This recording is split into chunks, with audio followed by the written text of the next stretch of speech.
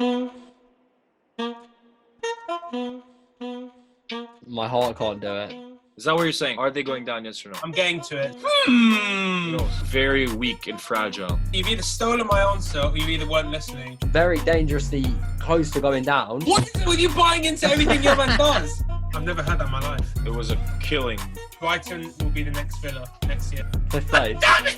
Morgan just started following football this season. It's as easy as that. Morgan legit is a fan of every single team. It is. Consider that a warning. It is hurtful. Wow. That might be the Like- worst answer we've heard.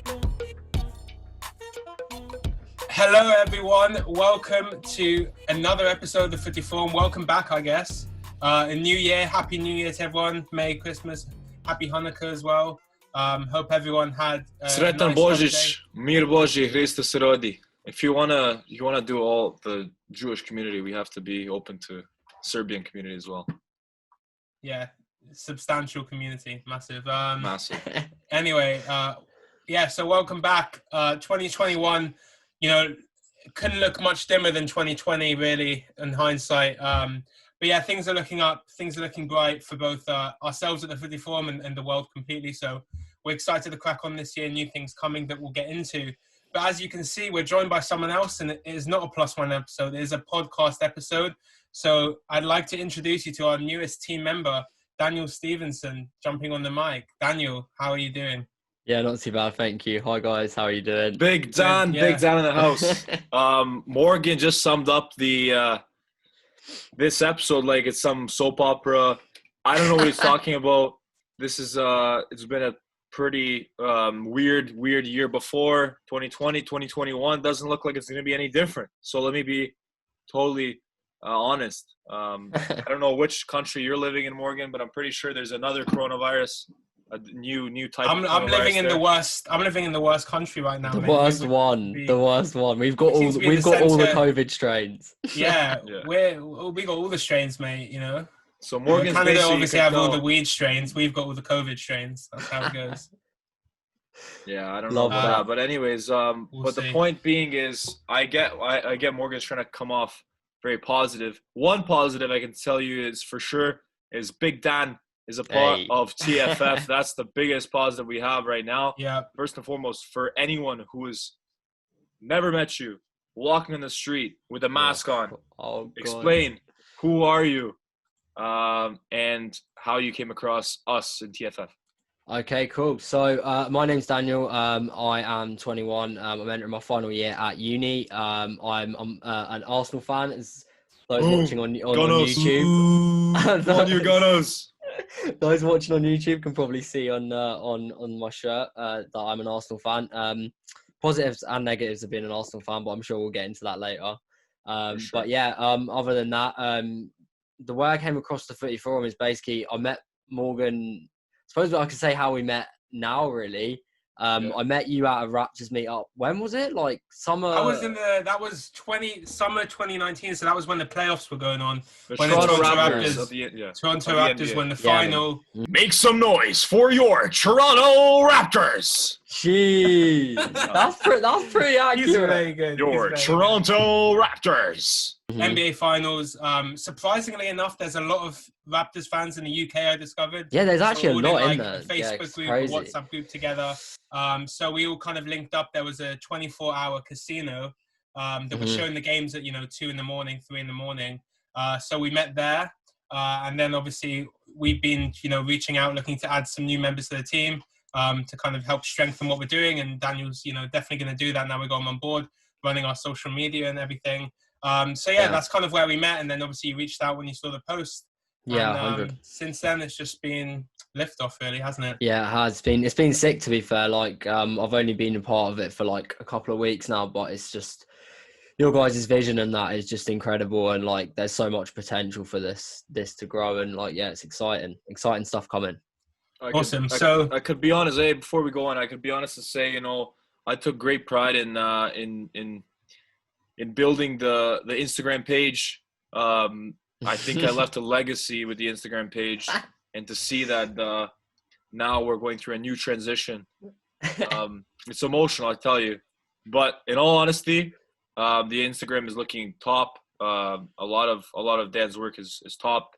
Thank you. And I think it's going to take us to the next level. We talked about it. 2020, I think we came out with 10 episodes, somewhere around 50 videos that we released. Yeah, Wow. including highlights. About 1,000 views, 1,000 viewers, a handful of subscribers, and it is what it is. It's great. It's a good 2020 was a good practice, a launching board for us. But I guess in 2021 we want to keep going stride to stride. In terms of going back to the Instagram, you started first, Jovan.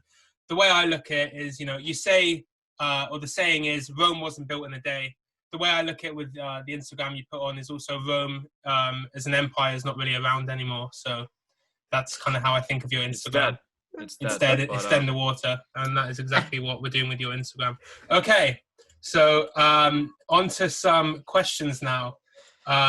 So you've said, how old you are. How tall are you? Not this important, just so. I don't. Do you know what? I actually don't know. I'm think like 5'9", mate. No, 5'9". Like 5'10", 5'11". I'm assuming. Like Okay, I'm not that high. Like I'm just 6. So when we have, funny enough, so obviously Jovan's stuck in Canada right now in the lockdown. Yeah. But me and Daniel will hopefully. Pardon? 6'4". I thought you were gonna talk about who the tallest in the group is. 6'4", guys. 6'4". It's not even close. I think I'm slightly taller than Daniel because I am just 6 foot. Are you shocking? Are you? No, I'm talking about. I'm 6'4". So in terms of the shocking, mate, shocking. You're based out in Northampton, is that correct? Yeah, for uni, yeah, Northampton, so out in Northampton, so not too far away from you. Your home's Hitchin, isn't it? Yeah, Hitchin, Hertfordshire, big up. Yeah, I doubt anyone from Hitchin will be listening, but if they are, hello.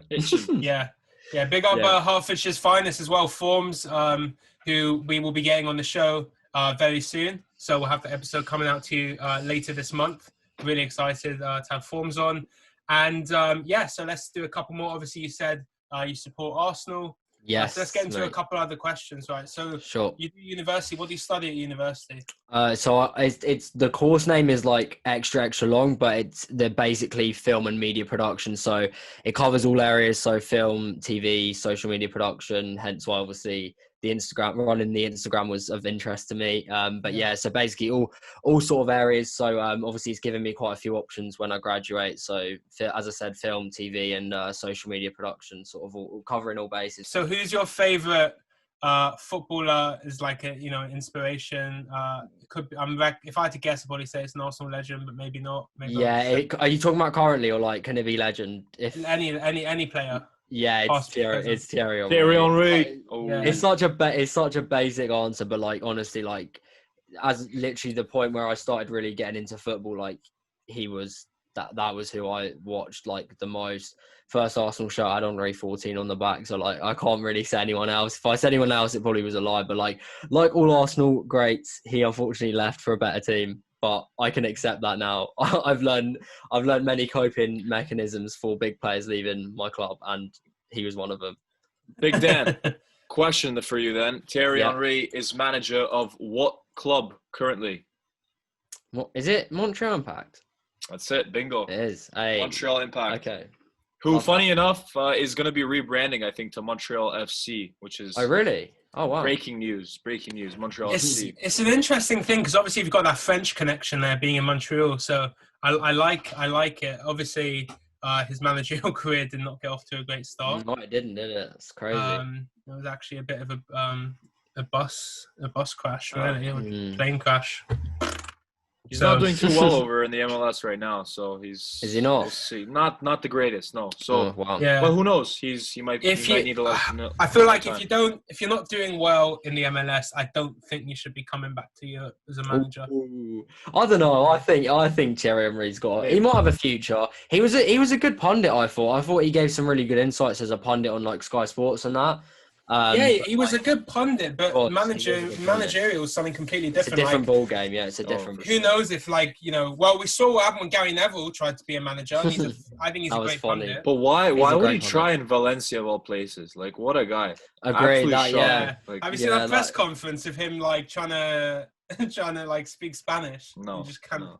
Yeah, the Joey Barton one of that's quite funny as well. When was it Marseille? He was at Marseille, and he tried to like do this whole French like twang to his voice. That was funny. Disaster. That was jokes. Absolute disaster. Yeah, okay. So a couple, we'll do some non-football ones. So what's Okay. your favourite food, Dan? My favorite. This is tough.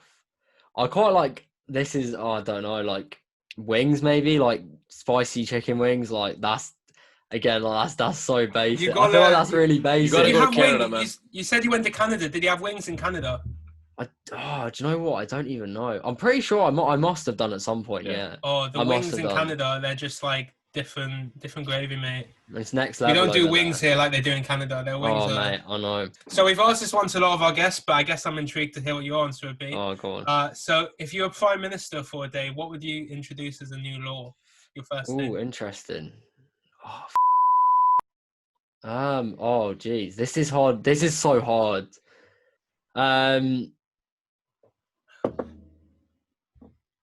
Oh my God, I don't know. I'd probably say like a really selfish one and be like, you can just like rob any shop that you want to rob. But it's so but like That might be the like- worst answer we've heard. So we've had bad answers in the show. We've had some bad really Is answers. that bad terrible? answers. No. I just want stuff No. for free, innit? I just want some free stuff.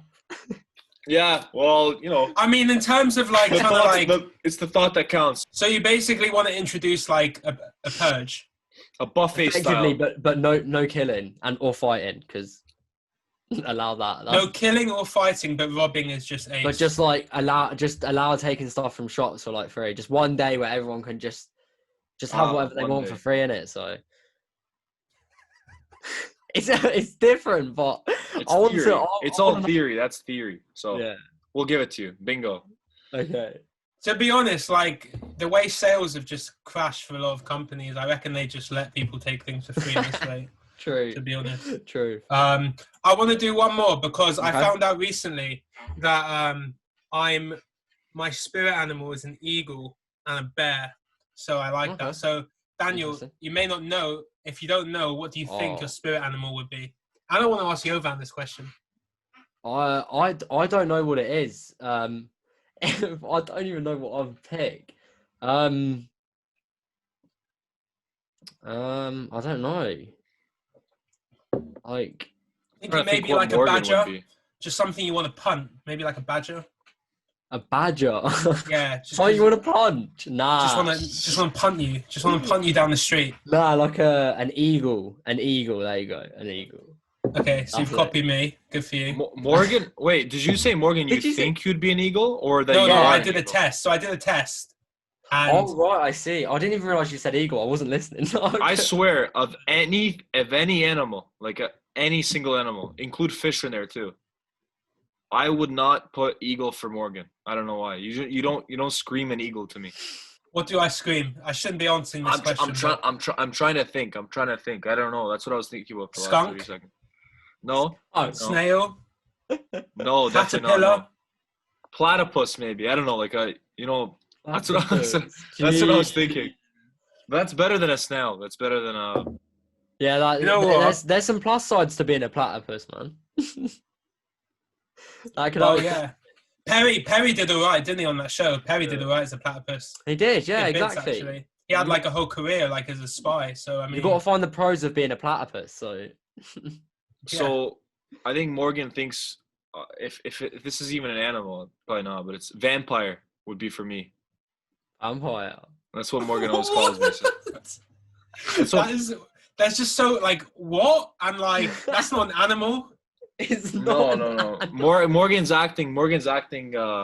He's playing dumb. He always calls me vampire. So that's I've why. never called you. I've called you many things. A lot of them shouldn't be put out on the show, but a vampire has not been one of them. Jeez. Shocking. We're What gonna do animal would I life. give you, Jovan? I think if I call you a shark, it will feed too much in your ego. Perfect. I'll take that. Yeah. Shark is a takeable answer, to be fair. For sure, Yeah. I'll take that. That's a good animal to be Deal. given Let's take by that as someone deal. else. Shark. What about a wallaby? I'm getting wallaby vibes as well. I don't know what that is, man, but I'm sure it's wallaby. nice. It's all right. Maybe a seal. I can see a seal. I don't mind that either. It's not bad. Could you do Seal. some tricks? I don't know if I'm a seal type of guy though. Could you like flick I the don't know. ball up on your nose like? No. No, I don't think that he's got that in his locker, to be fair. Yeah. It So would be tough. Jovan's It would be like tough. a shark and a wallaby, and Daniel likes to steal answers. So I actually didn't hear you say Eagle. That's, I actually not lying. you kind of cornered yourself here. So you've either stolen my answer or you either weren't listening. So either way, that's one How strike, about- 2 more yeah, strikes, yeah, and that's- you're off the show. You're off the show. Oh, fantastic. Okay, so I mean that's the end of that bit. I think also what we're going to do, which is quite exciting to hear a bit about, kind of Daniel's thoughts on the season so far. Easiest to obviously focus on the Premier League, so we're going to go through Daniel's Premier League prediction. Obviously, he's got a bit of an upper hand, given that me, Jovan, and Talia, predicted our tables. Was it about 8 games played, 7-8 games? Yeah, something like that. Yeah. We'll go through that. Before that, we just want to talk a bit more about, obviously, we mentioned at the beginning, but, 2021, we're going to have a new outlook, so we can all kind of add a bit and touch on it a bit. So we've got Daniel now running social media, so it's going to be a really strong social media page. Jovan. But what else? You will now be able to listen to TFF podcasts everywhere you listen to your podcasts. Spotify, Apple Music, and many more. Coming soon to TFF.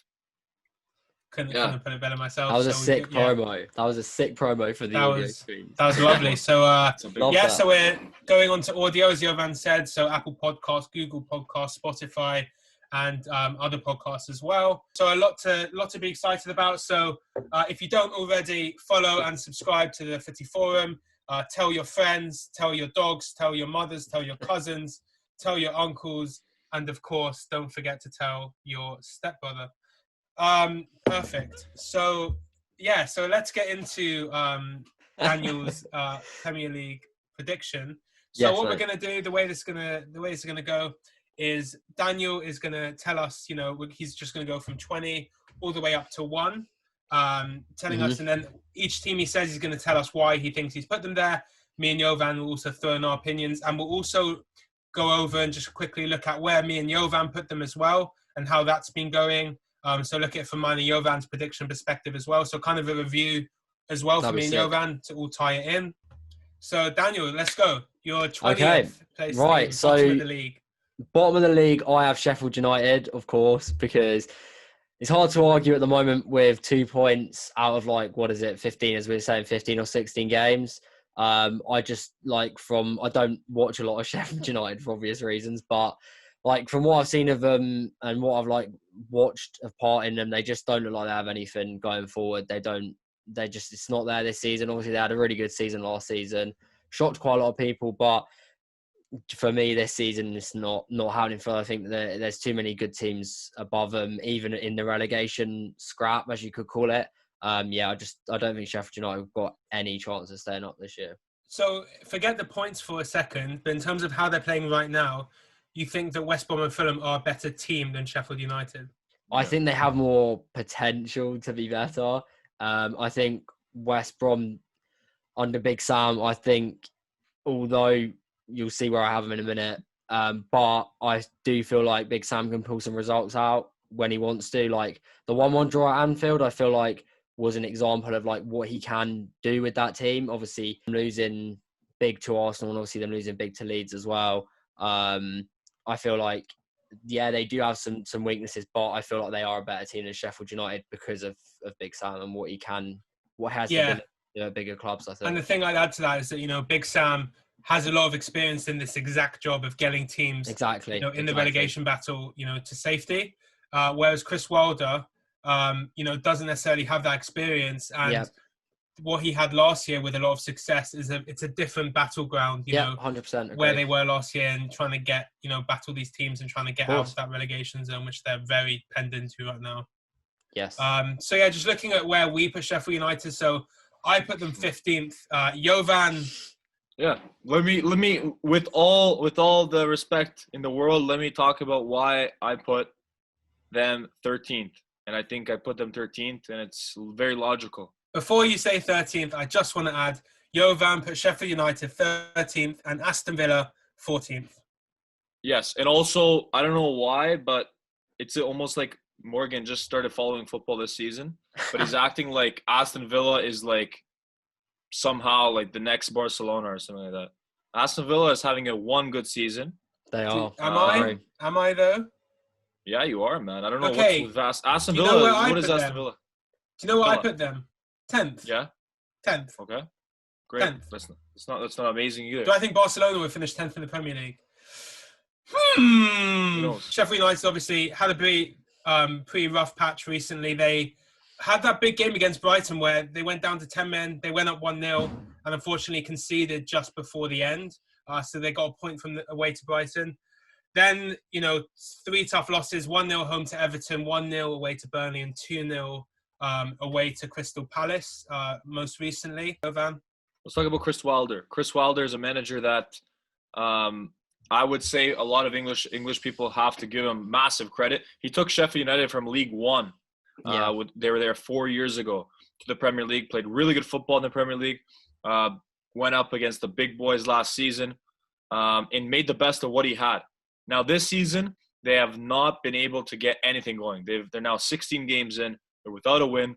And again, sometimes in those crucial moments in games, they're unable to see it through, like the Brighton result you were talking about.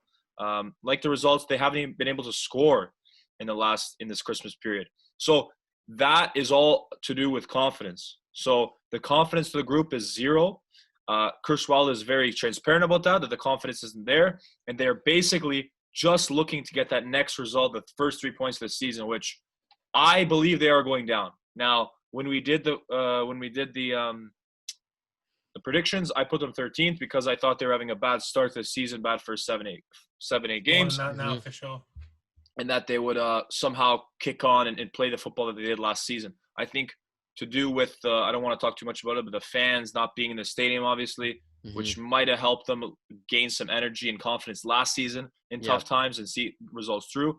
I don't want to get into that too much because you can talk about that for a lot of teams. So overall, it's a confidence issue. The team has 2 points. It's the worst start in Premier League history, I believe, or at least Wow. So it's very shocking. Wow. But overall, I like Chris Wilder. I think they have to stick with him, even if they're in the championship. I think they will get relegated now because it's very tough to see anything other than them playing the championship next season. That's my take on it. Yeah, so I mean, just to add, you kind of mentioned it, but for me, it's a massive confidence thing for Sheffield United, and that's why I believe that once they get that first win, it's going to unlock something. It's all just a confidence thing, and each time they lose, and tough games as well, they're in these games. That's what's frustrating. They're in these games, all of them. Crystal Palace, they didn't look great against them, but they've been in games and they're not getting thrashed or anything. You think about that Derby team, however many years ago it was, that did terrible. That was, I think, the worst points in history they set. They were rubbish from the start. Whereas you look at Sheffield United, they're not a bad side. They're just not getting the results, and it's a confidence thing. And that's why they're losing games. Are they going down? Are they going down? Yes or no? I'm getting to it. So big goal scoring problem as well. They need to invest in goal scorers. They don't have goal scorers. When you think about McBurney being one of your top strikers, it's just not good enough. So you really need to add some goal scoring ability in January window if you're going to have a chance to stay up. Now, with that being said, it all depends on when they get their first win, because I'm in the belief that once they get that first win, as I said, they would need minimum 12 wins to stay up. Yeah. 12 wins. For sure. Or You're sorry, 10 the wins. bar... 10 wins. 10 wins. 10 wins.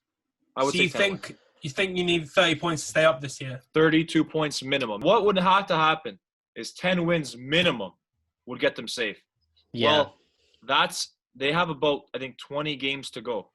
And for a team that hasn't won one game in the first 16 games, to think you're going to win. Well, it all comes down to this question, right? Left? No. It all comes down to this question. So, could you see Sheffield United, if they have more confidence as the team they are, bear in mind they haven't lost a lot of players since last year. It's just a confidence thing. Can they beat 10 teams in the Premier League? I would say yes. In an ideal world. Yeah, I can't see that. No, I don't see it. Good discussion, because they're obviously a very interesting topic at the moment, given their extreme struggles. So, Daniel, give us your 19th team now. Okay, so 19th, actually, it's good that you said that we went over the last one, because I don't think there's much to talk about this team. I actually have Burnley 19th. Burnley. I have Burnley sat 19th. Yes, boys, I do. Wow. Well, tell us in a minute kind of what you thought behind that. So I put Burnley 19th, but Jovan Oh, and wow. Talia put Burnley 17th. So Okay, so looking roughly. back now, can I see Burnley still finishing 19th? I'm not sure. They've proven me wrong that they're capable of getting results. Mhm. And 3 points is 3 points. Doesn't matter how you win it. And they've shown that they can get 3 points when it matters. Yeah, Enough for to sure. compete, no. Enough to stay up, probably. Not definitely, probably. Potentially. So it's an interesting one. So what were your thoughts, obviously, given how Burnley have done in the last kind of 5-10 games, why you see them still finishing 19th? Okay, so like my genuine thought process behind this one was, I think that Burnley, out of the teams I've put above them, obviously I think Burnley are the weakest. I think there's teams obviously that are down there now that I've put slightly higher. Yeah, I think Burnley are the weakest, unfortunately. Like this season, yeah, I haven't seen enough, unfortunately, for me. Based So. on Sean like the way Dyche. they play, their team, like they don't spend money. Talent level, and I Yeah, think well, it has worked for them in previous seasons. Like Burnley are just one of those teams that always sit in like mid-table, and they pick up results. Like against Arsenal, like they always seem to pick up results and stuff like that. But I think this season's been a shock, like in terms of how poorly they've done. Like I know they really weren't picking up some wins like early on in the season. I don't think they were anyway. They were struggling with Sheffield United at the beginning. Yeah, they were struggling, and I just think they are the weakest, unfortunately, out of the teams I've put above them anyway. For me, I said it after the first predictions, and I'll say it again. I think Burnley will still be in the Premier League come next season. And maybe, for me, maybe I'm putting a lot of confidence in them.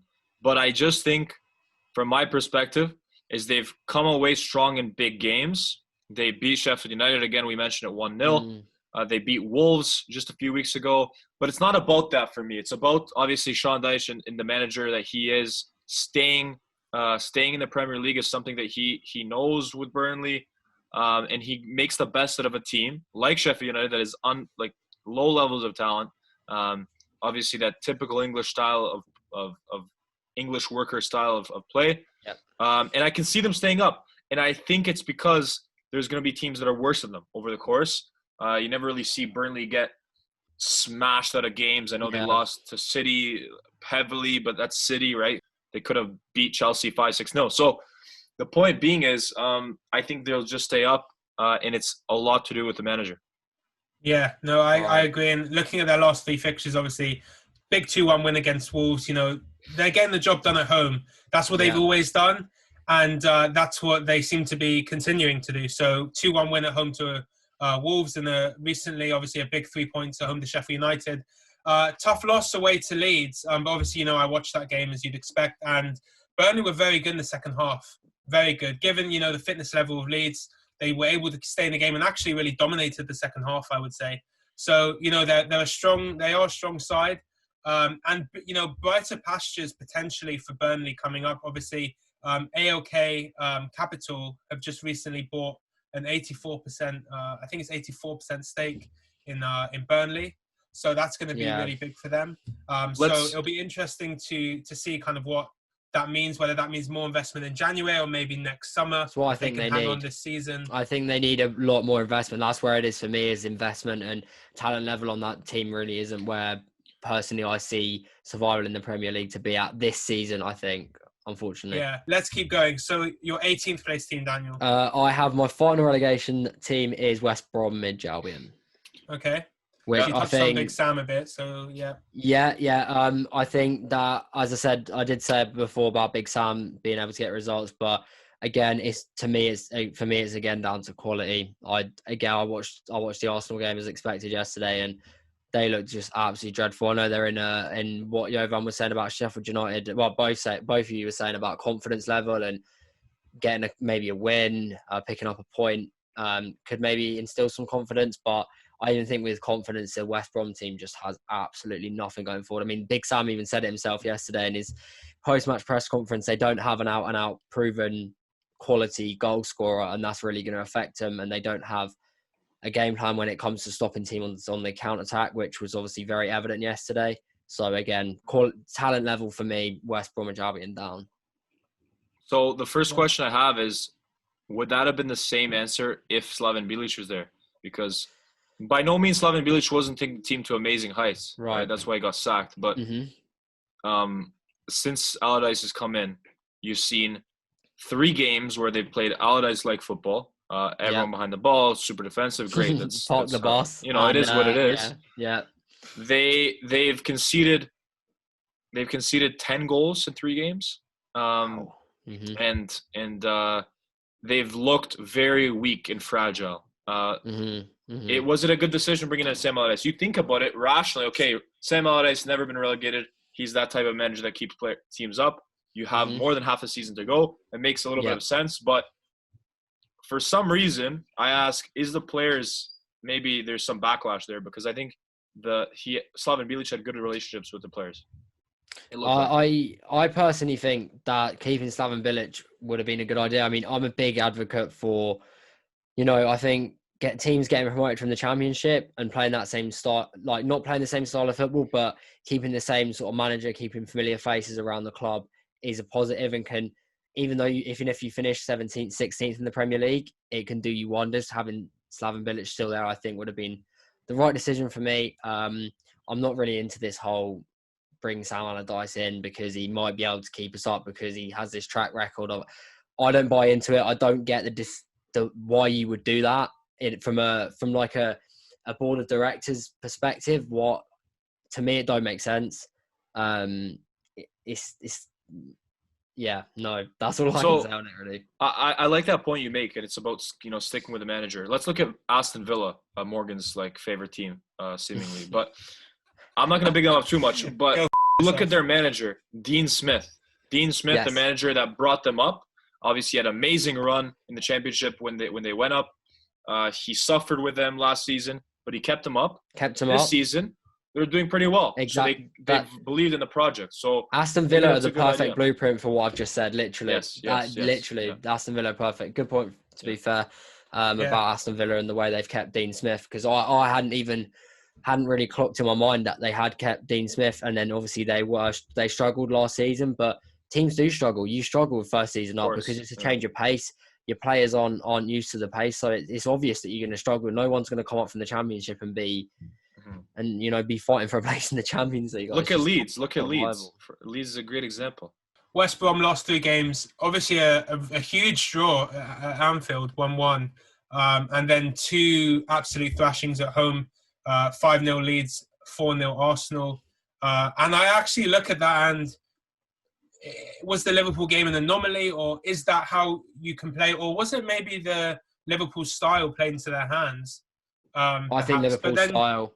You could say the same thing about Leeds, though. Leeds and Liverpool play a very similar style. That's why their game on the opening day was so, had so many goals and was so exciting to watch, because they have very similar styles. But Liverpool have a much higher talent level than Leeds do. So it just throw a few questions as to I think it's just the players being switched on and being up for that game. Yeah, but to be honest, I think it can actually, if you look at these last 2 results and you assume it's not an anomaly but a sign of something not right, it's actually a bigger concern than Sheffield United, because even though they have 6 more points, you have not only do you have a goal scoring problem, clearly, given that they've scored 1 goal in their last 4 games, but more so that you have a defensive problem as well, because you're conceding a huge amount of goals with a new manager now. That's a big problem. Whereas Sheffield United, it's not like they're getting thrashed in games. They're just not getting the goals. And if you don't score, you're not going to win games. Maybe Sheffield United have a more positive outlook. But actually, that leads on nicely to the point me and Jovan were just making about the manager situation. And you look at Sheffield United and you're talking about outlooks. And Chris Wilder's, he's much more like a long-term coach in my eyes. You've had him since League One. They built up with him. Yeah, they are struggling now. I had to have them to go down. However, I think you're sitting now in 19th position, and you've got Sam Allardyce in charge. Yeah. What your outlook? It already looks absolutely terrible. Yeah. But not only are you in a league position and you're very dangerously close to going down, you've got Big Sam in charge. Let's look at it like this. Both of them, whether Big Sam's there, they'll be in the Championship next year. Most likely. Yeah. Big Sam with West Brom if he stays, and obviously Chris Wilder. Yeah, I think he'll get sacked. They'll sack him and they'll bring in someone else that will take him to the Premier League, and then they'll bring in someone like Big Sam again, and he's a cycle, and that's why teams like West Brom are where they are, because yeah. that's why, Interestingly enough, I had West Brom 17th. How I feel about that now, I don't know. Yeah, Jovan had them bottom. I had them bottom of the league. By that? Can you still see them bottom? For sure. I mean, for me, you never know. It's very tough to call. Again, like very tough to call. Big Sam will get the team more competitive. Like they're not going to get smashed 5-6-0 for the rest of the season. They're going to be way, way more competitive with time. Yeah. I can probably guess you have 17th. If I had to guess, go on. Fulham. I would Fulham think is 17th. Yeah. Yep. This is the team that I was saying that I think are talent level wise, they're higher than Burnley and they're higher than West Brom for me. The potential that team has, and I watched. My dad's a Liverpool fan. I was watching the Fulham Liverpool game when they played at Craven Cottage, and they looked really quite good. Like not sensational, not top sort of 10 mid, like top half of the table, but their talent level is clear to see it's there. And again, I'll go back. I don't mean to keep touching it, but managers like Scott Parker, he's brought him up. He's a former player. He obviously has a type of connection with that dressing room. He used to play for the club for a number of years. And to me, their outlook's way more positive, and I think they have the talent level there. It's now just about getting the results and being a little bit more consistent. I personally believe they'll do that. I think it'll be tight. I think they'll survive like an Aston Villa last season, where they just sort of tipped Watford to stay in the league. But I think Fulham have enough talent-wise, and I think if they can get it together, their outlook's way more positive than like West Brom, for example. So with Fulham, they haven't lost since December the 5th, and that was to City. There you go. They've 4 draws in a row, so maybe we're kind of boosting that a little bit. But the point is, 2 0-0s as well. Yeah, so only 2 goals in 5 games. But clean sheets, they are still keeping clean sheets. Another thing that I think is important to consider is when you look at, Sean Dyche, Sam Allardyce, Graham Potter, experience at this sort of level, at this competition, trying to stay up. Scott Parker doesn't have that experience. Yeah, I disagree though. I feel like Who's Graham Potter? Who's Graham Potter? Shocking, man. This guy is also a Brighton fan. For me, Brighton are going. If I'm gonna do it again, West Brom's going down. Brighton Hove Albion is going down. I'm gonna remain consistent. I had them going down anyways, but also Sheffield United will also go down. Graham Potter. So you're saying Fulham would stay up if you revise your table? I think so. Above Brighton. Above Brighton, yeah. That's a good take. But again, this is all theory. Would you put money on that? Would you put money on the Brighton Fulham game with me? So let's look into Morgan's. Morgan did pay up finally for the Champions League bet that I destroyed him in.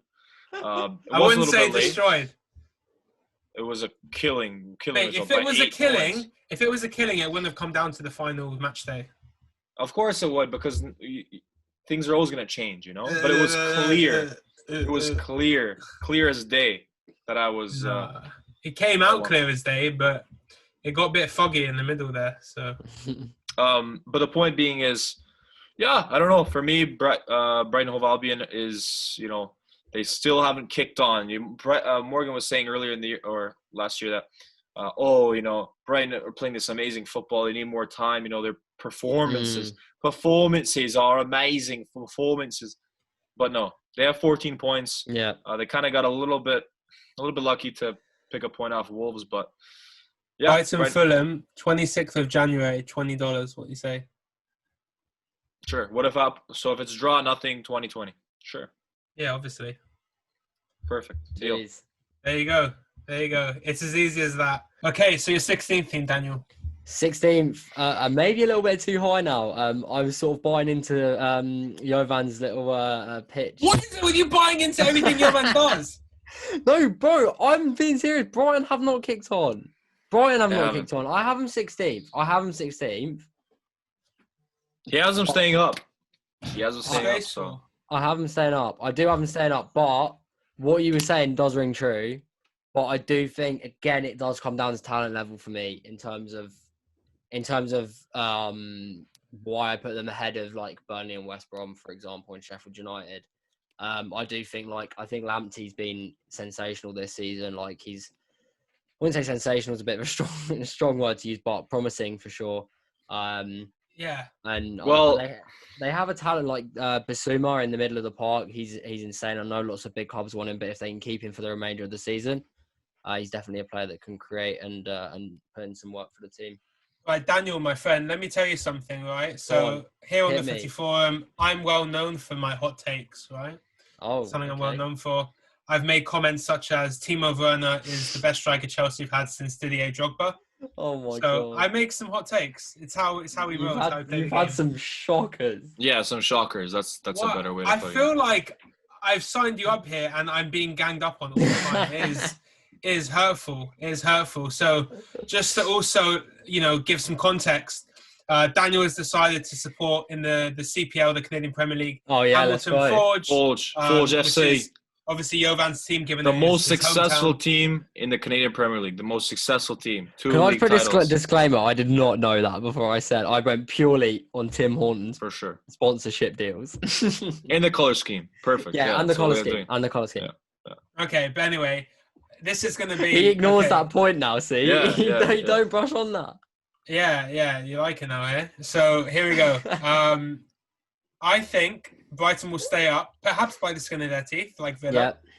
Yeah. But if they can hang on to their players and make the right signings, as Villa did this summer, Brighton will be the next Villa next year. No, Brighton will be a strong mid-table team No. this season. Oh, Jesus, man. No. Yeah. This is now turning into a proper gang up now because I know I definitely don't agree with that. Yeah, But- I'm telling you. That's awful. But let's look at this, though. Okay. I think just talking about Brighton potentially being the next Villa, no. For me, they'll be playing the championship next year. And I know it's bold. Listen, you guys both put them to staying up.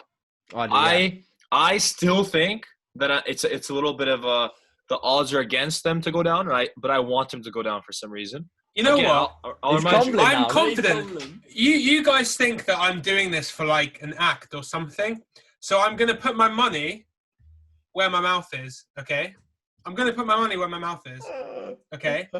I will make a bet with both of you Oh that my. Brighton will stay up this season. If I lose... I think they will stay up. I do think they'll stay up. If I lose, I give you both £20 each. If I win, you each give me £20. But if I lose, I give you £20 each. How about this? For me, it's tough. He doesn't think they're going to go down. I think it's not sure that they're going down, but You guys can't back. No. However, let's do this. If next season Brighton is in the Premier League and they finish in the top half of the table, Mm-hmm. we'll put £100 on that. But I didn't. Okay. 100 I quid. did. Sure. I said they'd be a mid-table team. I didn't say they finished in the top half. You said the next Villa. Bro, Villa you said the currently next in the Villa. top half. Yeah, you Come said on, the next man. Villa. You said the Come next on, Villa. bro. Don't go back on that. We now. can You talk said the about next that. Villa. We can talk about that next season when they do stay in the It's Premier League. We can have that recorded. If discussion. this is being recorded. Yeah, You we said can the go next back. Villa. Villa are Listen currently- to me carefully, because I chose my words very carefully there. I said if. Jovan knows the word if very well. He likes to use it in absolutely no context. The word if. I said if they make the right signings like Villa did this summer. That's very. a big that's if. an So what umbrella does that term, mean, though. though? And they That's hold so their Yeah, players. exactly. What does that mean? That's really. What's like, a good signing? Goal scoring. They need goal scoring, right? Goal scoring is their biggest issue right now. I they need- disagree. They need some strength in the centre of the pitch, in the midfield. They need to hold on to players like Lamptey and Ben Bissouma. White, two players that are going to be hot on the market this summer. Bissouma So these as well. are all ifs. Sorry? Bissouma as well. in the centre. Bissouma, But huge shout, 100%. I think he's almost certainly gone, but that's another. Yeah, topic. so that's a big if. You hold on to these players, but as we Mhm. know, big players can, or big clubs can snatch these players. But Sure. if they can commit the players, like like Lamptey, as I said, Bissouma, if they can get these players to commit to the club, like Jack Grealish has done in Villa, like Crystal Palace has done in Zaha, they can get these players to stay on and commit. They can do exactly as I said. Okay, so Very interesting. the bet's on the table. The bet is on the table. £20. I'm not for each. sure they're No, going no, down. no. That's not a good bet to take. That's just strategically not a good bet to take. But if you want that bet where next year we're going to see Brighton in the top 10, Yeah, and that's Put 100 the next pounds. Aston Villa, you know. When the season Yeah, starts yeah. and I see what they've done in the summer and who they've held on to, who they bought, 100%. Let's go for that then. Okay, we'll reconvene this. We'll talk. This topic in the We'll summer. talk about that. Yeah, We'll talk about this in the summer. Yeah. Okay, so that was 16th, right? 16th, so 15th. Yeah. 15th, Crystal Palace. I actually think I probably could. I'm being a bit harsh to them. I could have put them a little bit higher than that. I think that Eze guy's quite good in their midfield. QPR. Again, is sort of contrary to the West Brom point I was making, but I do actually really like Roy Hodgson at Palace. I think he's done some good things there. They're not a massively exciting team to watch. They're just Crystal Palace, and they're 15th is, I think, just it's and all right, and they get results when they want to. So yeah, I've been waiting to say something about Villa. So just to give you some context as well, I put them 13th. It'll be interesting to see if they can finish that high. Do you mean Palace or Villa? You said you've been waiting to say something about. You said Villa. Okay, sorry. Yeah, so Palace, I put them 13th. Jovan put them 16th. Slightly different. So you put them 15th. So in and around there, I think somewhere between those two is where they finish. Yeah, definitely. Where it just depends on how they do in the games where, not against the top teams, but games where they should be able to grab a point. Yeah. Maybe the likes of teams like Southampton, definitely teams like West Ham. How they do in those games will determine, reckon where they finish. Obviously, how they do against the bottom teams, picking up as many points as they can. So they need points, yeah. I want to say this one thing, and this is why Villa was in my head. So here's where Crystal Palace for me have gone wrong. You've got a superbly talented player who I think belongs in playing in Europe, in Wilfried Zaha. Yes, I think he's an underrated player, and he's getting on a bit now. He's in his late 20s. They've missed the trainers, very quickly running away for the chance to really invest and surround him. When you've got a player like that, surround him with some more talent. Do you know what I mean? Get a good fullback to make overlaps and take away the pressure from him. So not every time you've got 2 or 3 defenders trying to stop him.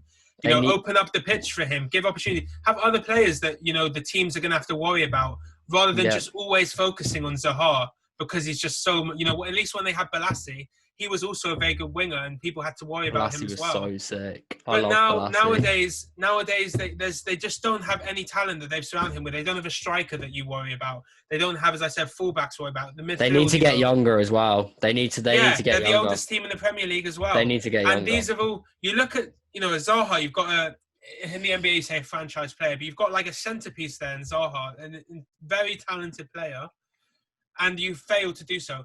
Aston Villa, you have a player like Jack Grealish, a phenomenal player in the midfield, very, very talented. And what have they done? They've invested. They've surrounded him with good talent on the pitch.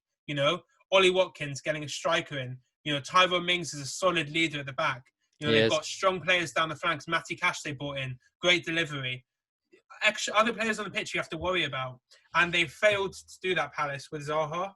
And as I said, the train's running away very quickly. So, and as you said, they need to get younger. Does the average age include the manager as well? Then they'd be, I think they'd be bomb on the Premier League. They'd be claiming pensions if you're the manager.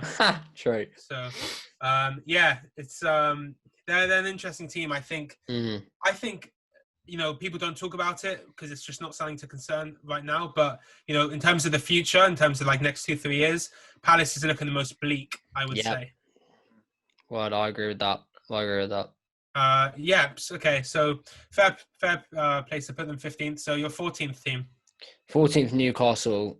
Yeah, no, I feel like Newcastle watched them against Liverpool again. I thought they were decent. They weren't anything special.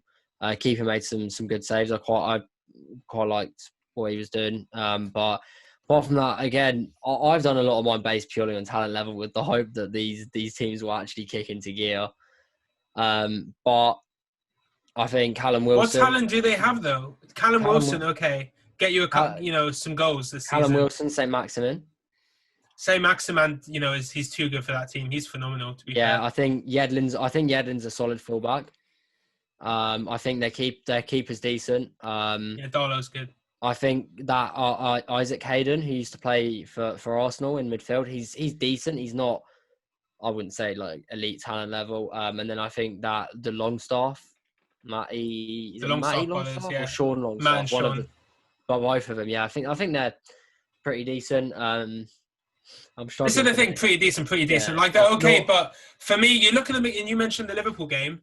Jovan chime in after, but the Liverpool game, for me, no, they didn't look good at all. Obviously, they snatched the goal, snatched, and like they did against Tottenham.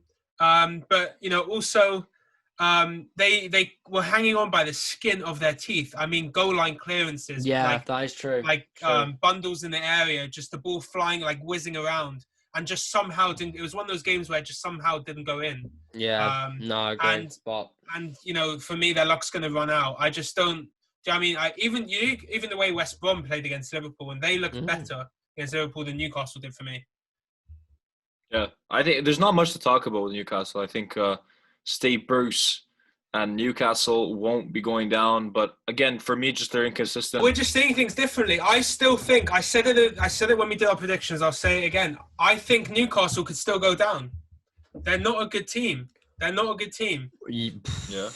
The way they play is terrible. I disagree I massively disagree with that. Their game plan, right, relies completely on them not conceding first. As soon as they concede first, their game plan goes out the window. That is not how you can play football in the Premier League.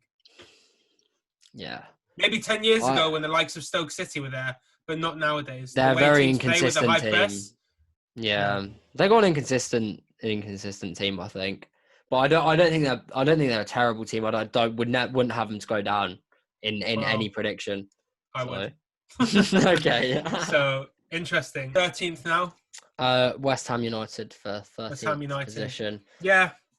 Hit and miss team, I think. They got some players notable mentions, I'd say, like Jared Bowen. I like Declan Rice is obviously a massive talent, and like with Zaha, you were saying, I think he deserves to be playing in Europe.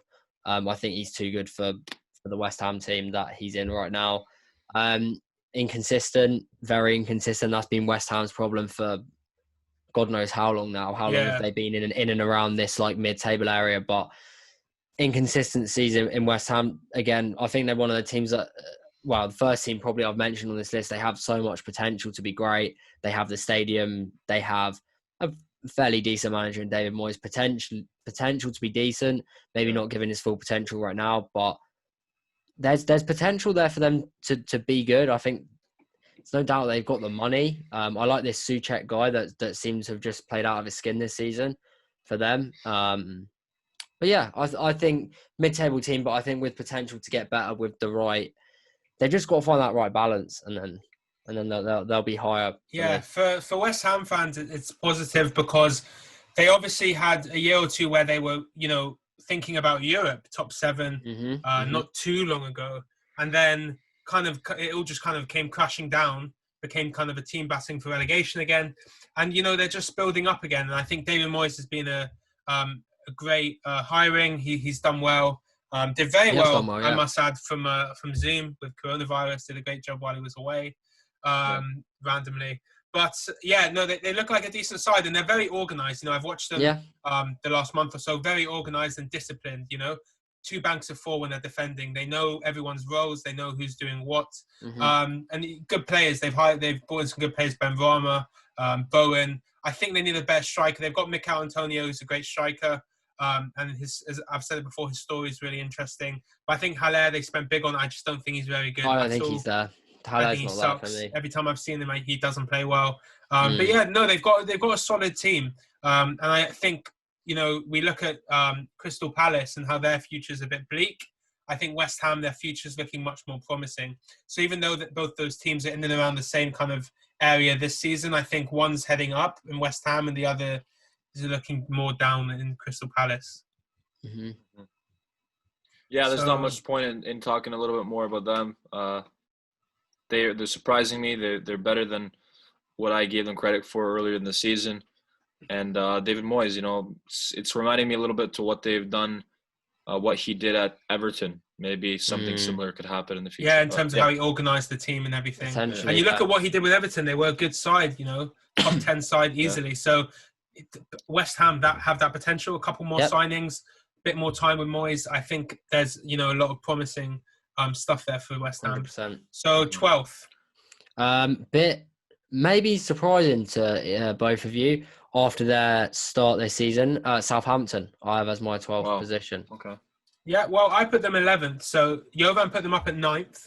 Okay. Which is interesting. That's a fair prediction as well. I think anywhere between 9th and 12th is a fair prediction. My only reason for putting them so low was I think they have had a really good start, but that I think is what might be a case of really good start, and then as this end part of the season starts to come in and the fixtures sort of start to pile up and stuff, I think they could easily drop some points. There's no chance that they go down, of course not now, because of their start. There's no chance they go down, but I just feel like they might start slipping into that bottom half slightly.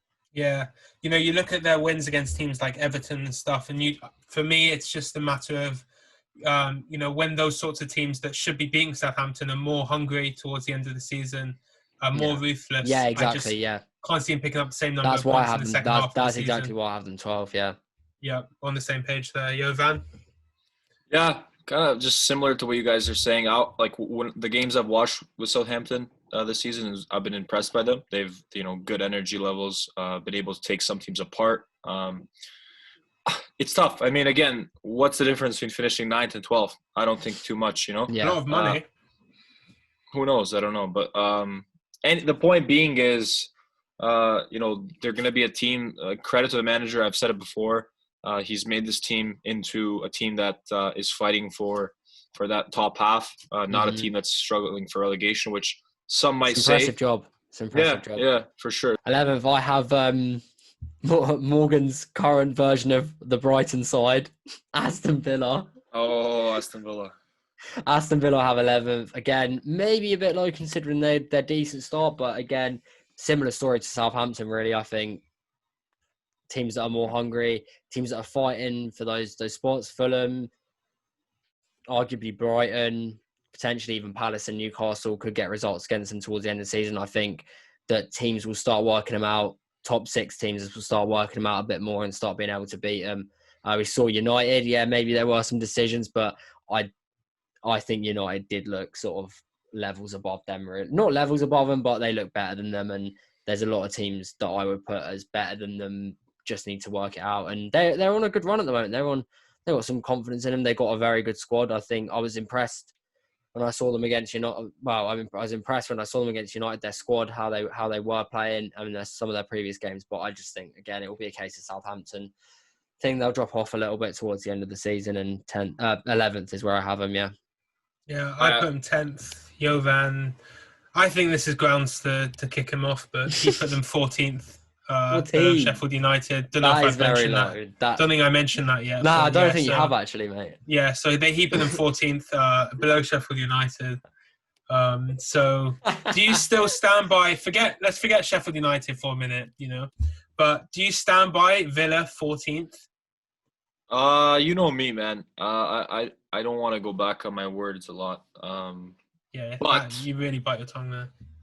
But the problem is, for me, it's really anything can happen. Look at it from here. From 14th to 3rd, there's 10 points in it. Wow. Right? It's not a lot. So that's showing that it's a very, very compact league. So why would they not potentially finish 14th? Yeah, because they're going to do better than some. If I'm a betting man, if I'm a betting guy, I probably wouldn't put them 14th if I'm being honest. But are they going to finish top half? I still don't think so. I did that for a reason. I put them 10th and I stand by 10th. Yeah. I think they're included in the 10 best teams in the league right now. But I don't see them finishing too much higher, maybe above Wolves, who look like a mid-table team rather than a team looking at Europa, but we'll talk about that more in a minute. So yeah, I think it's a fair place to put them 11th. So that your 10th team. Let's get into the top half now. 10th. Wow. To kick off the top half, I have Leeds United. Your team, Morgan. I have Leeds. I've been decently impressed with Leeds, actually, to be fair. I think there's no reason why they can't finish 10th. Like Jovan was just saying, there is potential that a team we have in like 9th could still technically finish 14th. Yeah. Because of how close it is right now, and so much stuff can change. Teams are going on these weird sort of winning runs, and teams are going on these awful losing runs as well, like we're seeing with like Sheffield United and West Brom, etc. But Leeds have done enough to impress me at this stage in the season. I think they've got enough. They have enough self-belief. Their managers, like he talks for himself, like he's got them playing some really good football, and he's took them to a place in the Premier League that I don't think is above them. I think they're almost exactly where they deserve to be with the football they've been playing. That game against Liverpool surprised me at the start of the season. I was like, shit, then maybe they are actually like this could be the start of something. And yeah, 10th I think is a really fair position for Leeds United. Yeah. A couple of things. Well, actually, let me take it after, because I'll go on a bit. So Okay. Yeah. Just with Leeds, when I look at them in terms of definitely they're original in what they're doing. Obviously, just the tactics to the work off the ball, on and off the ball. But something for me that is a little bit concerning, I would say, is the variance in games. They've seemingly very rarely played games that are 1-goal games. They're either destroying the teams or they're getting destroyed. I mean, you look at Leicester earlier on the season, Crystal Palace, both 4-1 losses. Wow. Look at Man United when they played Man United, lost 6-2. Then they beat teams like they beat West Brom the other week 5-0. They've beaten Newcastle 5-2, and then most recently, obviously losing to Tottenham 3-0. Something is more for me the character of the players, the mentality of the players to stay in games and stay in the games when they lose. And but this is just looking at maybe nitpicking a little bit. Do I think again they'll finish in European places? Not this season. Do I think they could be there in the next few seasons? Yes, for sure. There's a lot of questions that come with that as well. Who's the manager in 2 years? Is it Bielsa? I don't think so. Just because of what I'm reading about, and I don't know. Morgan might have a better take on that in terms of long-term future of the club. But they've done a good job, and I think the whole club has been consistent, along with Morgan as well, that the main goal of this season is to consolidate place in the Premier League, in the most competitive league in the world, in the richest league in the world, and then to look to build. So for me, they could get a little bit more stable in the fact that being in games. I mean, great the winning games against West Brom, where they smelt the blood and they destroyed a West Brom team from the first mistake, that own goal, and the first 10 minutes or whatever it was. They destroyed them ever since then. They took their chances. But how about the games that they're losing by 4 goals? Yeah, it worrying, concerning for sure. Yeah. So that's my take. Mid-table team. Yeah. Well, keeping my mouth shut there, listening to that Wallaby go on and on and on about absolute nonsense. That was tough to keep my lips shut. But I respect Jovan as a at least as a human being. Maybe not as a podcaster on this show, but at least explain to me the 6-2 loss to Man United. Explain to me the obviously losing to Tottenham 3-0. Explain to me the losses to Crystal Palace. Explain to me those losses. I'm gonna get into all that. I'm just want to explain how hard that was to listen to, because it's just mostly. I respect what you're saying about them getting into Europe and stuff, but apart from that, it was absolute nonsense. So what was nonsense? Right? What was nonsense then? I'm gonna explain yourself. I'm gonna tell you. Give me a second, Jesus. So Daniel, on it. Daniel, yes. Here it is, right? So, as Jovan knows, here's the story. I've been a Leeds fan a long time. So I actually started following Leeds the year after they got relegated from the Premier League. That's the first time I started following them.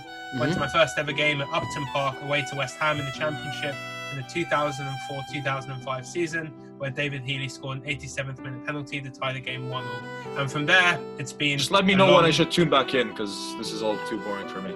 Yeah, I'll call you. I'll give you a shout.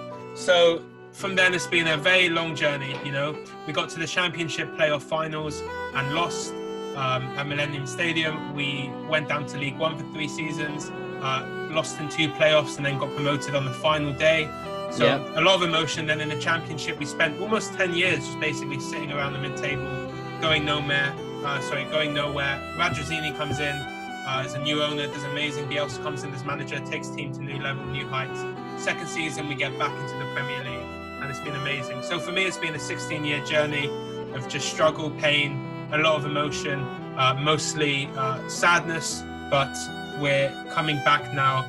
And as you've said, by predicting us 11th, we're looking strong. And 10th, sorry. 10th even, yes, thank you, 10th. I put them 12th, actually. Oh, okay, so okay.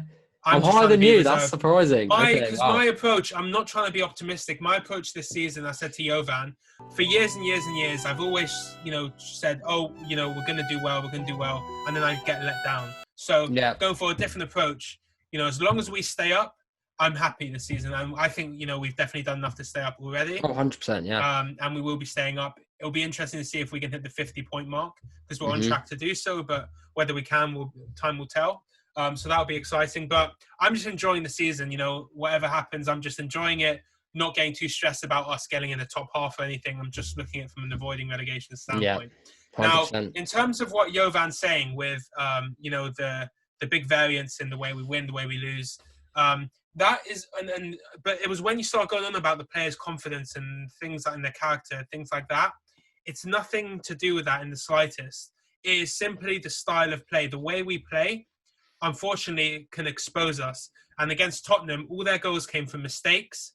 And the way we play, the way we press, we got exposed by giving the ball away. You can't be sloppy with the man-to-man marking and the one-on-ones. You can't be sloppy, especially like when you have the ball in the defensive third, and also when you are defending. You can't be sloppy. You can't slip, because that's when you get exposed. And all it is really is teams punishing us for mistakes that we don't have the quality level to make yet. And that's why against some of these big teams, not even big teams sometimes teams like, as you said, Crystal Palace, just the way we play and you talk about talent level, we haven't made that many signings. You think about Rodrigo, who's, playing regularly, Rafinha, who's playing regularly, and Koch in defence, who, when he's not injured, is playing regularly. And apart from that, we haven't made many signings. Bamford's still there, Jack Harrison's still there, Luke Ayling's still there. It's all really players we had last season. So we haven't changed the team too much. And it is purely just a matter of talent level that gets better, that's going to make us more competitive against the top teams. So the teams like Man United right now, we're just nowhere near them. So the way we play we're going to get exposed. That's just how, unfortunately, it is. Teams like Leicester, they're going to expose us. The way we play. Crystal Palace as well. Oh, yeah. That was just a poor performance, to be honest with you. But generally speaking, against these Tottenham as well was just a talent level thing. We had 65% possession because of the way we play. But when all of you go watch Tottenham game, we made so many mistakes giving the ball away. We should have been punished more. It should have been more than 3-0, because we just gave too many mistakes. And the way we play, we're setting ourselves up to be exposed when you make those mistakes because of the high press, the determination to attack, get in the box. It exposes us. That is it. But a stat, which is something that teams sleep on, is the amount team spend or team value per point. So you take the squad value, the value of your host squad, and you look at how many points you've got, and then you then equate that to how much does it cost you in money for each point you have. So obviously you think teams like, Liverpool and City, their spend is much higher. So their actually spend per point might actually be much greater than other teams. Leeds have the lowest spend per point, which means they spend the less. What's the minimum spend per point to stay up in the Premier League? What's the minimum spend per point to finish in Champions League spots? Are you asking for these on the spot? I can come back to you with all these answers. I didn't know that stat gets you in the Champions League and the Europa League and safe from the Premier League. I think it's a weak stat. It doesn't, but when you think about analytics and the Moneyball analogy, or the Moneyball, obviously, I don't know if you guys have seen the film with Brad Pitt. Jovan, have you seen that film? No. So it's the idea of using analytics to basically find out which players are undervalued. It's actually an approach that Brentford use. Brentford use this one really in depth. They're called the Moneyball team of football, where you basically use a lot of analytics to identify players which are undervalued. And so a player like Ollie Watkins or Ben Rama were two players that they identified and bought. Ollie Watkins, I think they bought him for 1 or 2 mil, and obviously he went to Villa for a lot more. So what this stat does, it basically looks at who's spending the least or the most for each point they get. And Leeds have the lowest in the league, which is obviously a very good thing. You're just turning your football club into a business rather than looking at actually improving the results and getting into Europe and stuff like that. are you more It is a looking at like, business. oh It is wow, a business, though. it You is look a at business, but Rafinha. is it? You look at Rafinha. 17 million they cost him. He's a great player. He's been a really strong addition. For 17 million, he's a bargain considering Man United now want 40, 50 mil for Daniel James, right? So Rafinha's been a bargain, and football is a business. I hate to say I think it's it a comes down business. to this: talent-wise, Leeds is not good enough to finish in the top six. They can in the next few years when they 100%. build a more sustainable thing. That's Yeah. per, No, I couldn't agree more. per player point. I don't know. It is what it is. You can juggle that all you want. But the No, I point think is, it's a great analytical. I think Marcelo Bielsa is doing an amazing job in trying to play a style of football, and he's done it. He's not trying to. He's done it with a team that maybe is weaker than almost every single team in the Premier League. And yeah, and I mean, I think that the stat that I gave you, it speaks to the quality of Marcelo Bielsa, because with, obviously value doesn't equate to talent, but it's a rough calculation of talent, right? Value and makes sense, because also there comes an age potential. Majority of time, yeah. Exactly. Yeah. So, with the kind of one of the lowest value teams in the league, he's got a decent number of points and they're currently sitting at 11. So that speaks to this talent of Marcelo that's a Bielsa conversation for the board of directors to give him a pay raise. So from he TFF, doesn't need one. Believe me, he's getting paid very well. Except, fascinatingly, so he gets paid, I think it's $8 million a year. He lives in this tiny apartment above a cafe in the outskirts of Leeds, somewhere in West Yorkshire, and he just likes the quiet life. It's actually really interesting. Just a very interesting character. Anyway, I think as much as I've loved it, it's enough about Leeds. So let's go on. So your 9th place team, Daniel. It might cause some ruckus, boys. This might cause. Yeah. Is that Yiddish? Ruckus, like. Ruckus, yeah. Ruckus. Yeah. I've never heard that in my life. Anyway, it might turn a few heads then. Let's just say that. 9th, I have Chelsea FC. Oh, Morgan. Oh, no. I've upset Morgan. Morgan legit is a fan of every single team. Isn't it? He seems like he's a fan of all these teams. That reaction. No, I'm just 9th for Chelsea. Yeah, man. Where are they right now? Morgan? They're 8th. Yeah, but come on, man. What's so different for Chelsea? Yeah, they none of that. I was saying earlier when we were watching the City Chelsea game, I think that you can spend all the money in the world, but look, Chelsea for me don't offer a great deal. Top seven. Come on.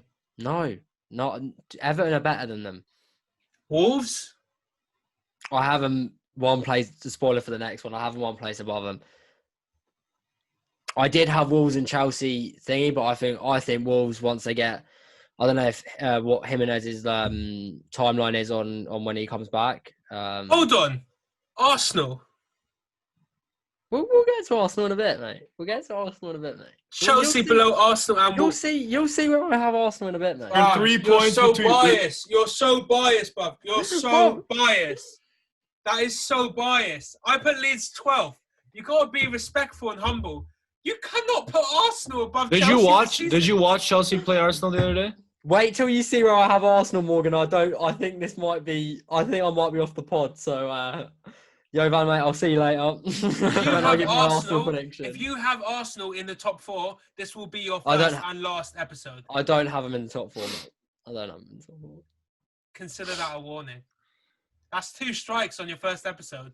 Okay, so what I want, your third strike, I want 3. No, just give me 2 reasons, Morgan. Why Chelsea? Why they should not be placed 9th? Just 2 reasons. 2 strong reasons. Yeah. I'm excited to hear this. Yeah. Okay, 2 strong reasons why. Timo Werner, go on. No, first strong reason is talent level. No. Talent level. The quality of the squad. All their new signings. Kante, one of the best midfielders. Thiago Silva, who has a lot of experience and brings that. Quality fullbacks, especially Reece James, young star. He's going to be one of the best right backs in the league. Yeah. They've got a quality team. They've got up front, they've got options. Third option for striker. Are you kidding me? Olivier Giroud is your third option. Tammy Abraham, Timo Werner. You're telling me Giroud is your third option. He scored 4 goals. Was it in the Europa League? Like, they have depth as well. when you think about all these teams' depth, they have depth. Yes, they need to improve their defense, but when have Chelsea ever shown you that they're not going to be spending? Like, they could buy a couple defenders in the transfer window in January. You can spend as much as you want, and to me, Chelsea don't offer me anything. They just don't. Sorry, for me, they just don't offer me anything. Well, people say that Chelsea spend a lot of money, yes. They do. But if you look at Chelsea's, net spend, which means you consider what they have going out as well, it's actually not very high. I think it might even be positive, their net spend.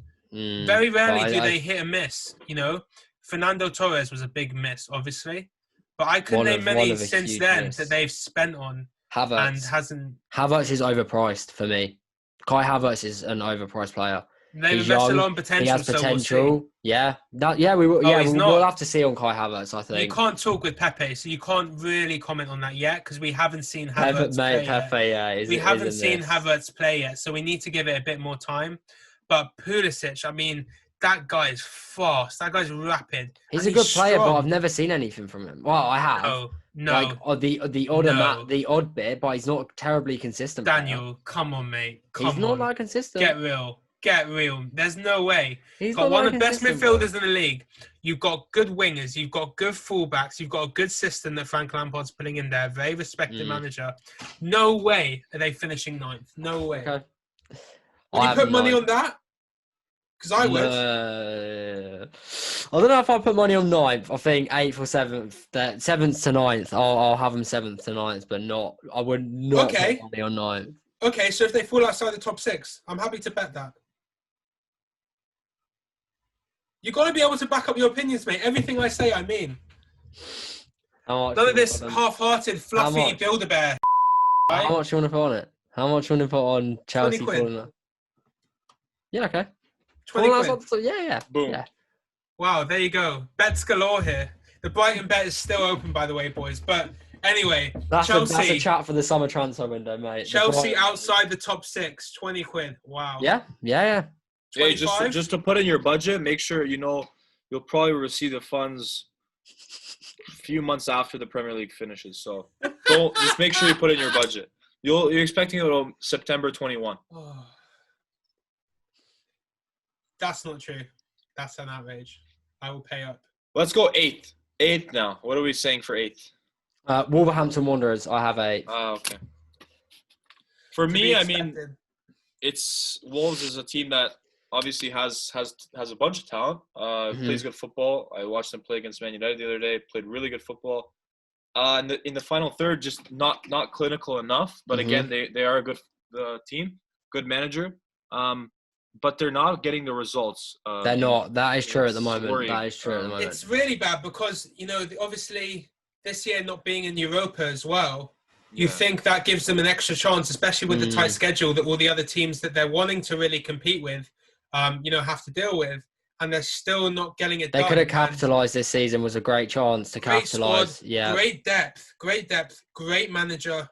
Fantastic Everything manager, seems to be aligning, and yet it's not coming out in the form of results. In performances, maybe, but we're getting to the point of the season, as me and Jovan have said many times on this podcast, where points become more and more important. Obviously, they're always important, but in terms of really trying to push for that top 7, it's really starting to, every point has more and more value because you can't keep affording to drop points as the gap gets, bigger as the season keeps going, and they've got to stay in the pack. And they really should be. They have enough. They have enough talent, enough kind of organisation and team. A lot of them obviously are Portuguese, so that can always, help a bit. Yeah. And it's interesting. Got some good young players as well. On the topic of Wolves, you talk about young players. Big announcement. Oh, yeah. So huge. We have coming very soon for you an interview, TFF +1, with a very special guest. And his name is Theo Corbeanu. Theo Corbeanu, yeah. Canadian player playing at Wolves. He's, I guess, in this transition right now to the first team.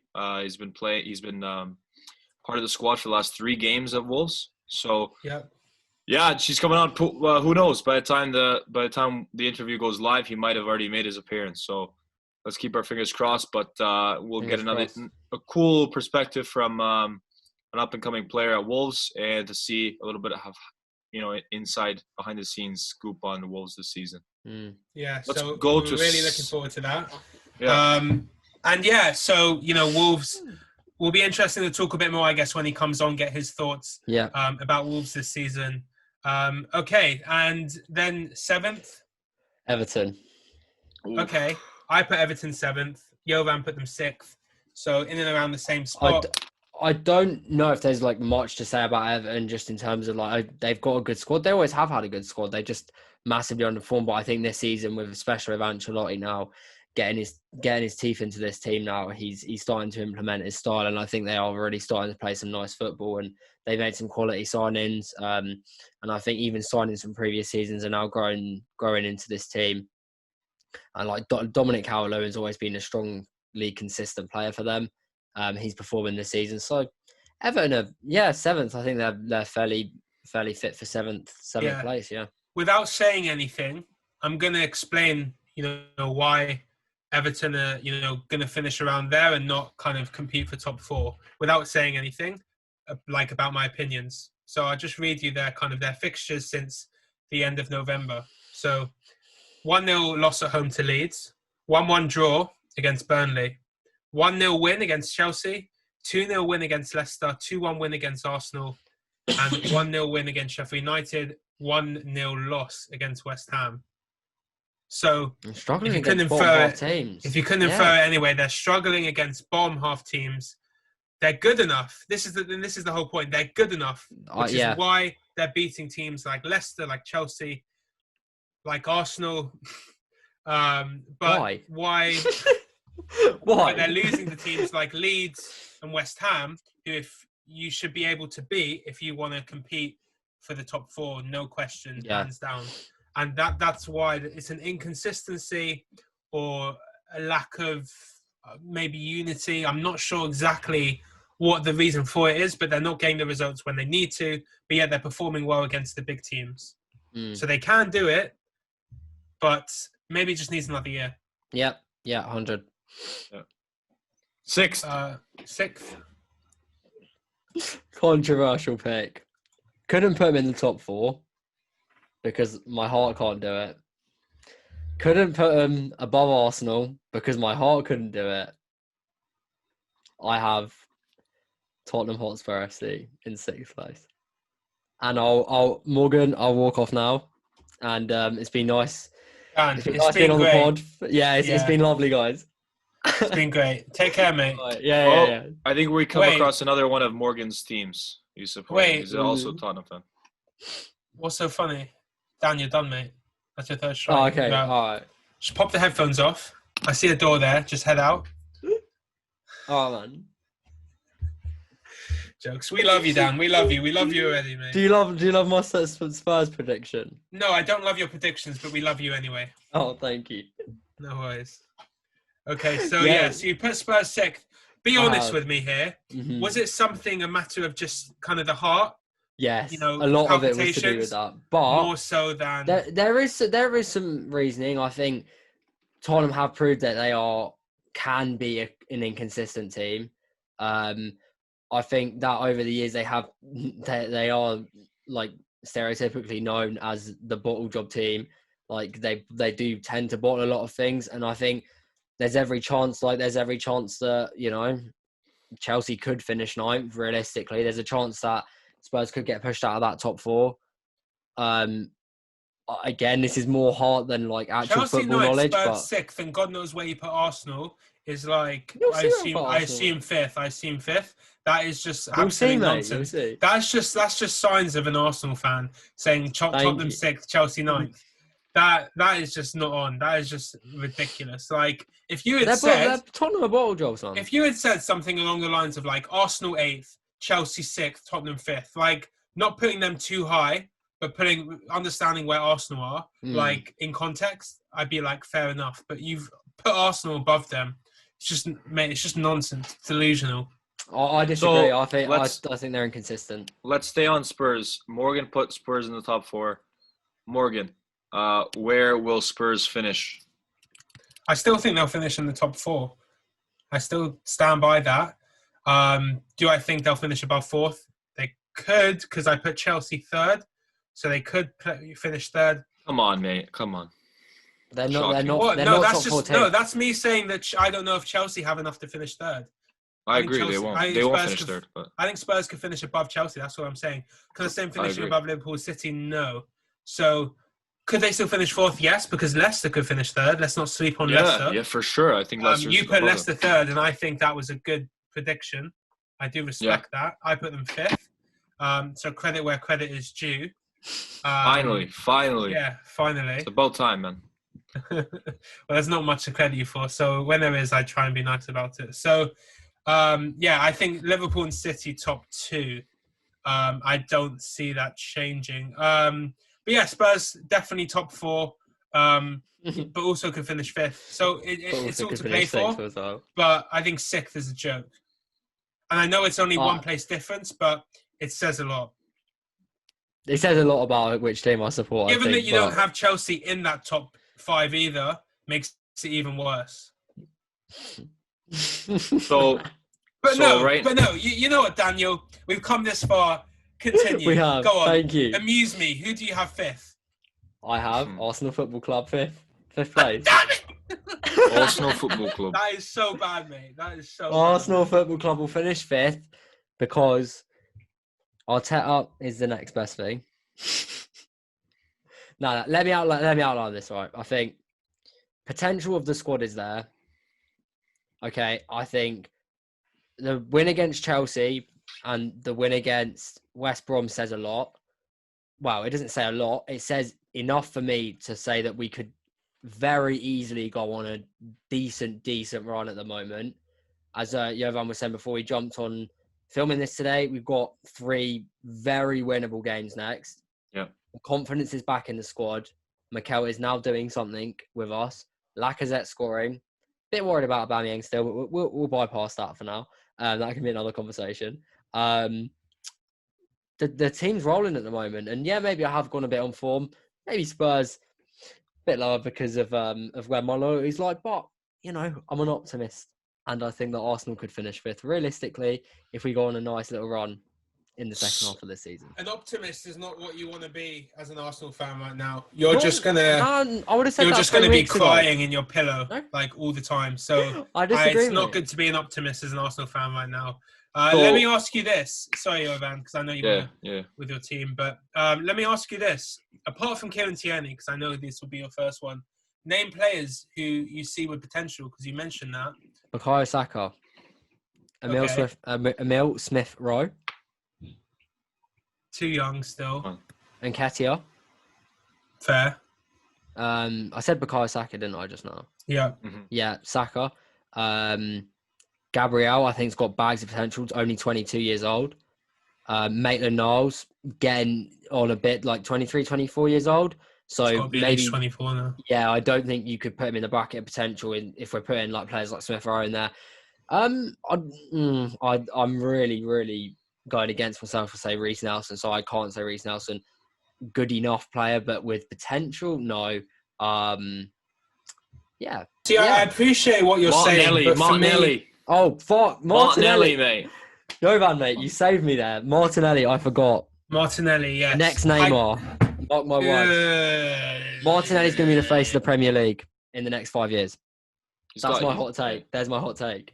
It's not a hot take. That's just a It's not a hot biased take. opinion. You've biased opinion. That's like me saying Calvin Phillips is going to be the best CDM in the league. in 2 Martinelli's years. 18, bro. Martinelli's 18. Calvin Phillips is 23. 24. Wow, even more so. Martinelli's 18 years old, bro, and he's scoring goals like the one he did against Chelsea last season. The next name on the face of the Premier League, mark my words. You're the one that forgot to mention him, not me. But, okay. I can't argue with that. So, is that enough to make you feel really hopeful? I don't know. I don't know. It's as a fan, I have to. Thomas Partey disclaim will be that, the I game think. changer as well. If Thomas Partey There you go. See, pulls through as he well. just comes back. Yeah. Now we're talking Partey. The left side, you got Saka, Tierney, Martinelli. Lacazette and Aubameyang when they're in form, when they're playing well. defense needs some attention. I think Midfield Nicolas needs a bit of Pepe has a lot attention. to offer. I know Yeah. he is a meme player at the moment, and I think he is a player that's like people say 72 million. I think the price tag is talked about way too much. I think if you look at it as from a footballing perspective, ignore the price tag, and I know that's an irrelevant point because you do have to look at price tag, like you were saying with the Leeds money position thing. I get that. I totally do get the price.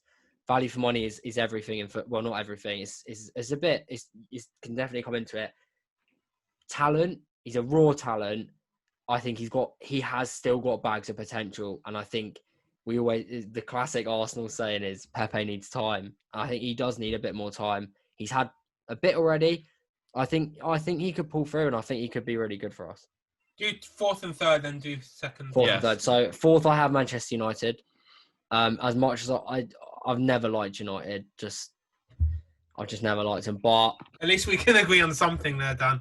It's undeniable. I think this season, I can't see it not happening.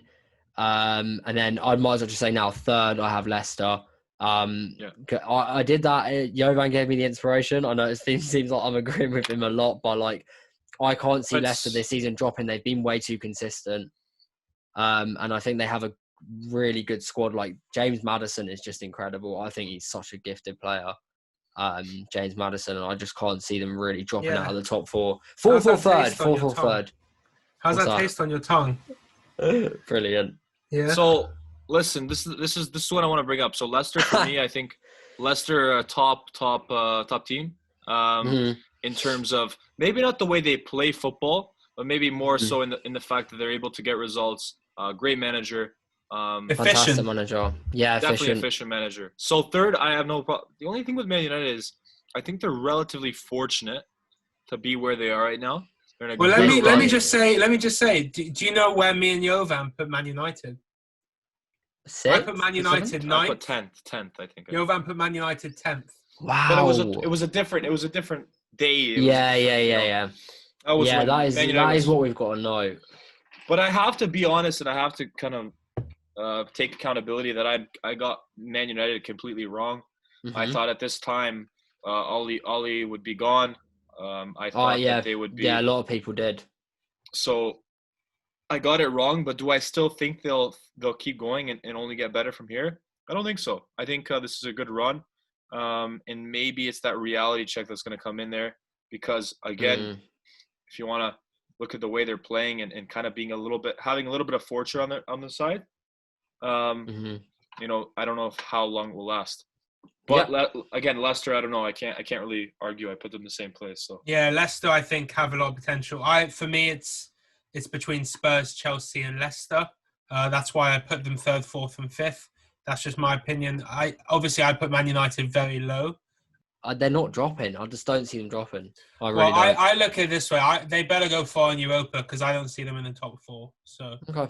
Their way in is winning Europa. There's an argument to see them outside the top four for sure. There's but I just don't see them falling personally. I think they're too good to drop outside that top four, and especially from third. I think United could definitely drop. I think they will almost certainly drop. How strongly do you believe that? Which? Man United in the top four. £20 strong? Oh no! I could see Man United finishing like 7th or 8th because Man United do go on these runs, but just right now I would see them 4th. Do you see Arsenal finishing top 7? Actually, yeah, top 7. Will you put 100%. Money on that? Your bets, man. They put me under pressure. They make me question. Morgan's a great. I'm a betting guy. I play a lot. Puts all these bets on. And then when things go the wrong way, go on. He has then. this accounts receivable receipt. Morgan accepted. £20. Arsenal outside top 7. I know. Because we've already got another 20 going, mate. Yeah, it's lovely. That one's in the bag. That 20 quid is the bag. So worst case, I come out even. That's how I'm looking at it. Okay. Yeah, sure. Best case, I come out 40 quid richer. Yes, mate. Let's go. Nice. Okay, so we should actually get a betting company to sponsor these episodes now because sure. like this podcast is now sponsored by Bet Victor now. Bet Victor. We've got to get him on the pod now. Cool up, Vic. See what's going on. Exactly. William Hill, give him a ring, mate. So, give us your first place. Okay. I think Manchester City will win the Premier League this year. We both put them. Jovan, do you stand by? That's a tough one, man. I mean, because that was a time when they had a lot of injuries, defenders out, Van Dijk, quite fresh. Yep. I don't know. I mean, for me, the killer, it's very tough. I think I have to stay by because I don't want to go back on things I say. But I'm gonna put Man City to win the league. Yeah. But again, there's 1 point in it right now. Man City will probably win the 2 games they have in hand, which will put them very, very close to Liverpool and company. So, yeah, it's going to be I would say Man City will take it, but again, it's 50-50. It is. I think it is. It's Liverpool or City. There's no other teams that have a chance. There's no other teams. No. Yeah. Morgan, what about you, mate? Do you think City's still going to win the league? Yeah, I do. They just have the most depth. Oh, yeah, that's like I was saying earlier, wasn't it, about depth and stuff like that? They can ride through the storm, which they did quite well, obviously, in their last game against Chelsea. But, they look good, and they've obviously had some coronavirus issues within the camp, but they've been able to navigate it quite well. So I think they'll be able to do it, but as you said, it really is neck and neck. You could very easily argue why either of them could finish first or second. Oh yeah, no, definitely, yeah. You really could argue, and there's not really. It's one of those where you could just pick a random sample of people and just get their opinions. I mean, it really is 6 to 1, half dozen to the other. So, yeah, I stand by. I see City doing well. They have a little bit more depth, few less injury problems. Yeah, you lose your star player in Van Dijk. You're always looking a bit more exposed, which we're seeing this season. And I think Man City and Liverpool have, it's not the standards drop, but they're not doing picking up that same consistency they had in recent times. But no other team has shown me enough that they can compete. No, yeah. Chelsea at one time, maybe Spurs a little bit, but really Manchester United at times, even though it's been a really strange season for them. But there's no team that have looked like they can consistently keep up, even with this lower standard. Yeah. City and Liverpool we're seeing this season. I still think it's between the two of them. Yeah, definitely. I agree. So, yeah, that's Daniel's prediction for the season. Interesting Premier League prediction. Yeah, and we've obviously had a nice chance to go and look back over ours so far and share some That was thoughts. interesting, actually, to see where you'd put them like eight or so games ago, where you guys had put them and like how your opinions differed as well. It was interesting to hear. I'm just going to sum it up. Manchester City to win the title, along with Liverpool, Leicester and Manchester United for the Champions League. 5th is Arsenal, with Tottenham and Everton taking the next 2 Europa League spots. And going down is West Brom, Burnley and Sheffield United. Bingo. So, yeah, this has been a fun episode. I've enjoyed it. Just getting back into the swing of things, a couple of debates. It's been good today. Yeah, it's been good. Yeah, introducing Daniel's obviously been a huge plus, and me and Jovan, have welcomed him with open arms into the team. We really have. He's got some great ideas. You can see he knows what he's talking about when it comes to football. He's got some great views, some controversial, I must say. And the guy's very talented on, social. Anything you see in the Footy Forum on social media, that is Daniel. And he's doing some great stuff. And me and Jovan feel like we've really hit the jackpot here. We're bringing Daniel on for the free transfer as well. So that's even better. Free transfer. So we're really excited. So this is the end of the video now, but please stay tuned because so much is coming.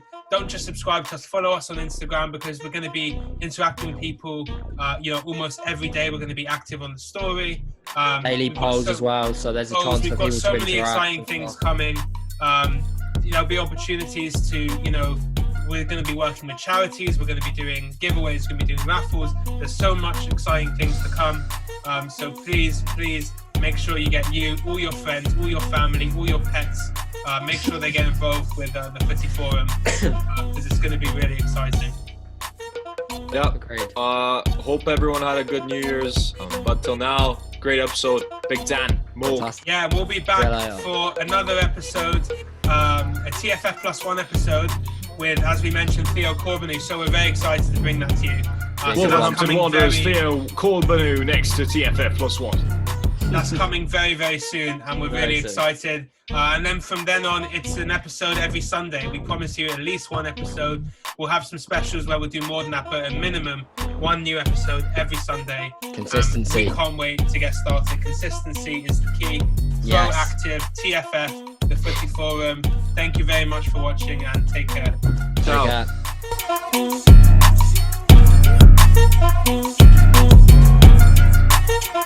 care.